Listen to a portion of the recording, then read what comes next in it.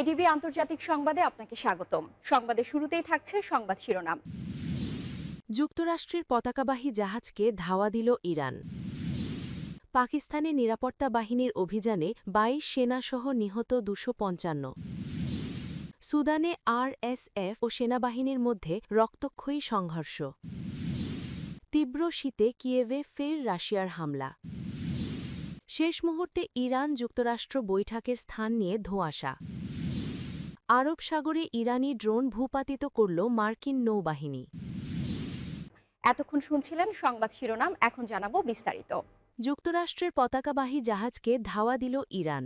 Hormuz প্রণালীতে যুক্তরাষ্ট্রের পতাকাবাহী একটি তেলবাহী tanker আটকের চেষ্টা করেছে ইরানের ৬টি গানবোট, তবে মার্কিন নৌবাহিনীর সহায়তায় ট্যাঙ্কারটি নিরাপদে সরে যেতে সক্ষম হয়। মার্কিন সংবাদমাধ্যম দ্য ওয়াল স্ট্রিট জার্নালের এক প্রতিবেদনে এ তথ্য জানানো হয়েছে। সমুদ্রের নিরাপত্তা বিষয়ক প্রতিষ্ঠান ভ্যানগার্ড টেক মঙ্গলবার তাদের গ্রাহকদের জানায়, ইরানি নৌযানগুলিতে .50 ক্যালিবার মেশিনগান ছিল। তারা ট্যাঙ্কারটিকে ইঞ্জিন বন্ধ করে তল্লাশির জন্য প্রস্তুত হতে নির্দেশ দেয়, কিন্তু ট্যাঙ্কারটি গতি বাড়িয়ে দেয় এবং শেষ পর্যন্ত একটি মার্কিন নৌযানের পাহারায় নিরাপদে পৌঁছায়। ঘটনার বিষয়ে তাৎক্ষণিকভাবে পেন্টাগন কোনো মন্তব্য করেনি বলে জানিয়েছে ফক্স নিউজ। এদিকে ইরান হুঁশিয়ারি দিয়ে বলেছে, তাদের ভূখণ্ডে কোনো মাসরিক হামলা হলে তা পুরো অঞ্চলে সংঘাত ছড়িয়ে দিতে পারে। একই সঙ্গে দেশটির শীর্ষ কর্মকর্তারা যুক্তরাষ্ট্রের সঙ্গে আলোচনায় বসার আগ্রহের ইঙ্গিত দিয়েছেন। অ্যাক্সিওস জানিয়েছে, যুক্তরাষ্ট্রের বিশেষ দূত স্টিভ উইটকফ মঙ্গলবার ইসরায়েলে পৌঁছানোর কথা রয়েছে। সেখানে তিনি প্রধানমন্ত্রী বেনিয়ামিন নেতানিয়াহু এবং ইসরায়েল প্রতিরক্ষা বাহিনীর প্রধান লেফটেন্যান্ট জেনারেল আয়াল জামিরের সঙ্গে বৈঠক করবেন। পরে শুক্রবার তুরস্কের ইস্তানবুলে তিনি ইরানের পররাষ্ট্রমন্ত্রী আব্বাস আরাকচির সঙ্গে বৈঠক করতে পারেন।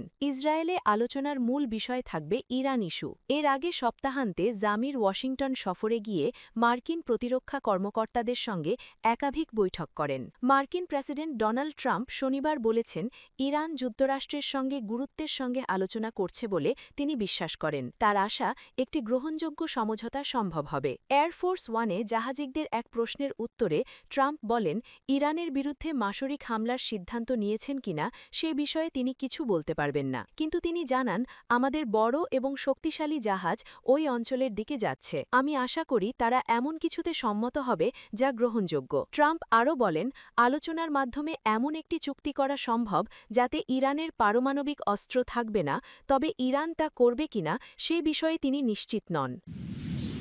পাকিস্তানে নিরাপত্তা বাহিনীর অভিযানে ২২ সেনাসহ নিহত ২৫৫। পাকিস্তানের বেলুচিস্তান প্রদেশে টানা ৩ দিন ধরে পরিচালিত ব্যাপক সন্ত্রাসবিরোধী অভিযানে ভারত সমর্থিত সশস্ত্র গোষ্ঠীর অন্তত ১৯৭ জন সদস্য নিহত হয়েছেন।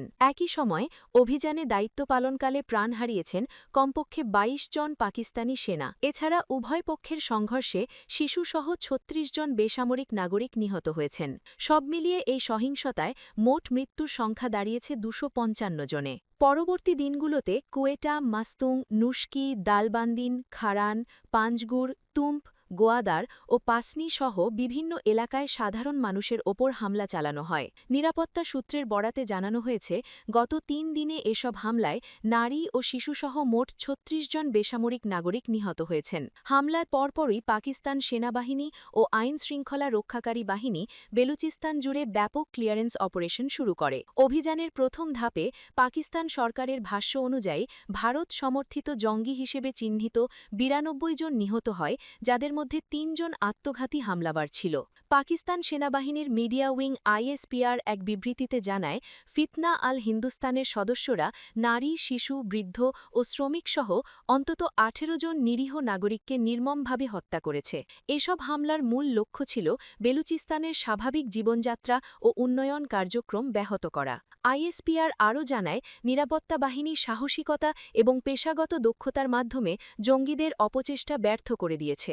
কিন্তু কিন্তু তীব্র সংঘর্ষ ও দীর্ঘস্থায়ী মুখোমুখি লড়াইয়ে ১৫ জন নিরাপত্তা সদস্য নিহত হন। পরবর্তীতে ক্ষতিগ্রস্ত এলাকাগুলিতে স্যানিটাইজেশন অপারেশন পরিচালনা করা হয়, যাতে হামলার পরিকল্পনাকারী, সহায়তাকারী ও মদতদাতাদের শনাক্ত করে আইনের আওতায় আনা যায়। আইএসপিআরের দাবি, গোয়েন্দা রিপোর্টে স্পষ্ট প্রমাণ পাওয়া গেছে যে এসব হামলার পরিকল্পনা পাকিস্তানের বাইরে অবস্থানরত জঙ্গি নেতারা করেছেন এবং হামলার সময় তারা সরাসরি হামলাবারদের সঙ্গে যোগাযোগে ছিলেন।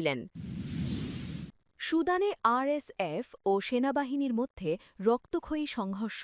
সুদানের পশ্চিম ও দক্ষিণাঞ্চলে সেনাবাহিনী এবং আধা সামরিক বাহিনী র্যাপিড সাপোর্ট ফোর্সেস আরএসএফ একে অপরের অবস্থান লক্ষ্য করে হামলা চালিয়েছে। গত সোমবার দেশটির দারফুর ও কোর্দোফাম অঞ্চলে এই সংঘর্ষের ঘটনা ঘটে। সামরিক সূত্র ও প্রত্যক্ষদর্শীদের বরাত দিয়ে বার্তা সংস্থা এএফপি এ খবর জানায়। প্রতিবেদনে বলা হয়, পশ্চিমাঞ্চলের দারফুর প্রদেশের জালিঙ্গেই শহরে সেনাবাহিনী হামলা চালিয়েছে। শহরটি বর্তমানে আরএসএফের নিয়ন্ত্রণে রয়েছে। প্রত্যক্ষদর্শীরা এএফপিকে জানায়, হামলার পর শহরের একটি ভবন থেকে ধোঁয়া ও আগুনের কুণ্ডলী বের হতে দেখা গেছে। সামরিক সূত্র নিশ্চিত করেছে যে ওই ভবনটি আরএসএফের একটি গুদাম ছিল। এদিকে পাশের কোর্দোফান অঞ্চলের ডিলিং শহরে ড্রোন হামলা চালিয়েছে আরএসএফ। সম্প্রতি সেনাবাহিনী সেখানে আধা সামরিক বাহিনীর দীর্ঘদিনের অবরোধ ভেঙে দেয়। এরপরই পাল্টা হিসেবে আরএসএফ এই হামলা চালাল। ড্রোনটি সরকারি একটি মানবিক সহায়তা সংস্থার কার্যালয়ে আঘাত হেনেছে বলে জানা গেছে।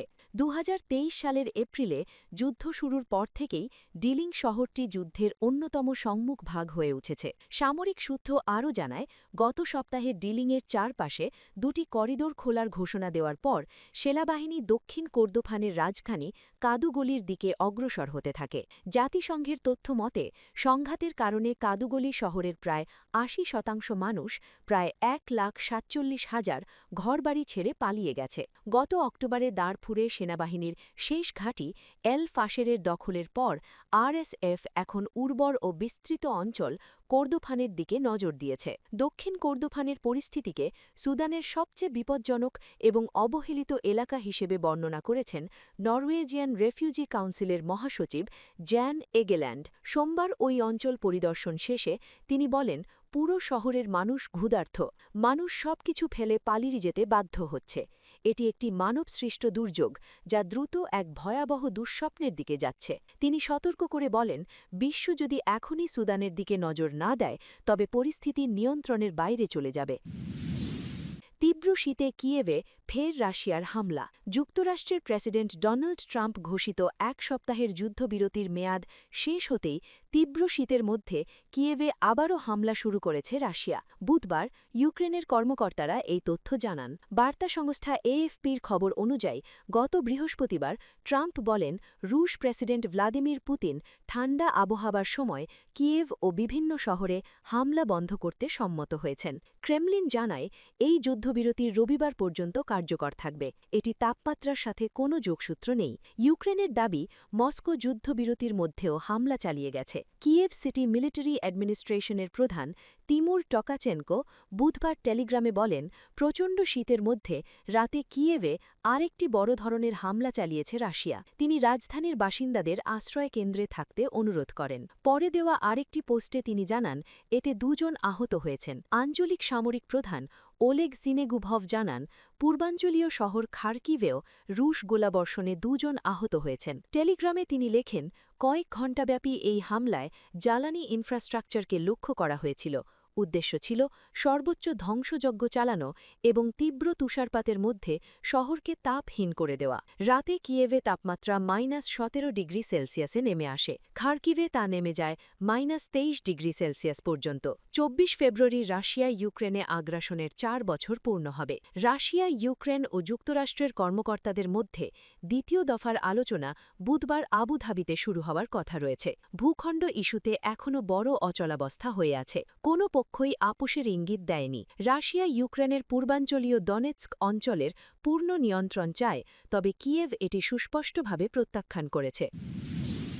শেষ মুহূর্তে ইরান যুক্তরাষ্ট্র বৈঠকের স্থান নিয়ে ধোঁয়াশা। ইস্তাম্বুলে ইরান যুক্তরাষ্ট্র পূর্ব নির্ধারিত বৈঠকের স্থান নিয়ে শেষ মুহূর্তে নতুন করে ধোঁয়াশা তৈরি হয়েছে। তুরস্কের সরকারি কর্মকর্তাদের বরাত দিয়ে মিডল ইস্ট আই জানিয়েছে, আগামী শুক্রবার ইরানি পররাষ্ট্রমন্ত্রী আব্বাস আরাগচির সঙ্গে মার্কিন বিশেষ প্রতিনিধি স্টিভ উইটকফ ও জারেড কুশনারের বৈঠকটি তুরস্কের বাইরে অন্য কোনো দেশেও অনুষ্ঠিত হতে পারে।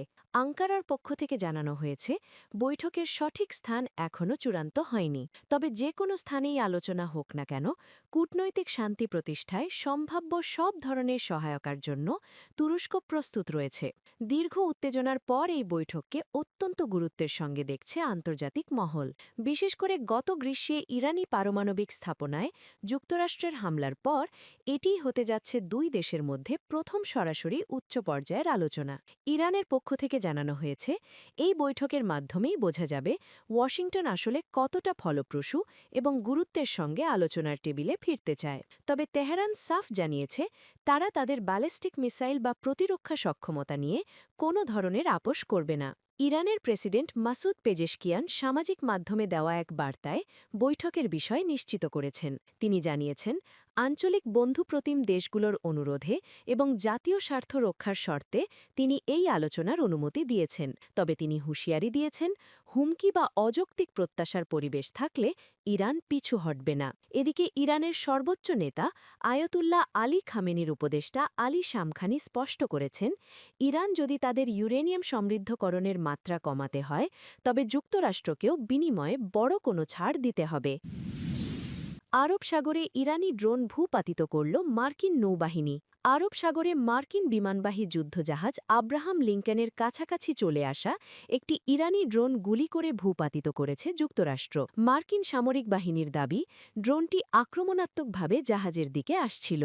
মার্কিন সেন্ট্রাল কমান্ডের মুখপাত্র ক্যাপ্টেন টিম হকিন্স জানান, একটি ইরানি শাহেদ ১৩৯ ড্রোন জাহাজের দিকে ধেয়ে আসায় একটি F-35 যুদ্ধবিমান থেকে সেটি গুলি করা হয়। এ ঘটনায় কোনো মার্কিন ক্ষতিগ্রস্ত হয়নি। ইরানের তসনিম সংবাদ সংস্থা ড্রোন নিখোঁজ হওয়ার কথা জানালেও কারণ নিশ্চিত করেনি।